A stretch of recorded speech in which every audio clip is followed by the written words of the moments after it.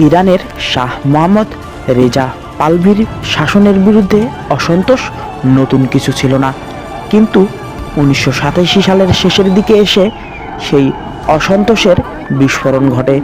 নেতৃত্বে থাকে বিশ্ববিদ্যালয়ের ছাত্ররা। বিক্ষোভ দমনে সেনাবাহিনী নামানো হলে পরিস্থিতি আরও জটিল হয়ে ওঠে। টিয়ার গ্যাস, গুলি আর আগুনে উত্তপ্ত হয়ে ওঠে তেহরানের রাজপথ। 1979 সালে 16 জানুয়ারি তীব্র গণবিক্ষোভের মুখে পরাজয় মেনে নেন শাহ মোহাম্মদ রেজা পাহলভির। হেলিকপ্টারে করে সাম্রাজ্যসহ দেশ ত্যাগ করেন তিনি। এর মধ্যেই অবসান ঘটে ইরানের পাহলভি রাজতন্ত্র। তবে সবার মনে একটাই প্রশ্ন ছিল, এরপর শাসনভার কার হাতে যাবে? এর উত্তর আসে 2 সপ্তাহ পর।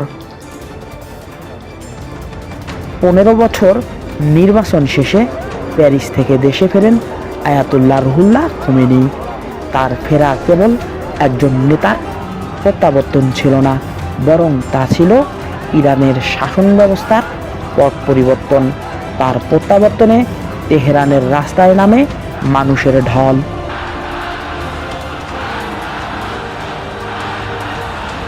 এবছরের নভেম্বরে ইরানি ছাত্ররা যুক্তরাষ্ট্রের দূতাবাস দখল করে নেন।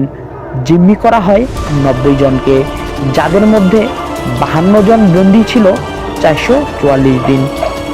এই একটি ঘটনাই চিরতরে বদলে দেয় ইরান ও যুক্তরাষ্ট্রের সম্পর্ক, যার রেশ আজও কাটেনি।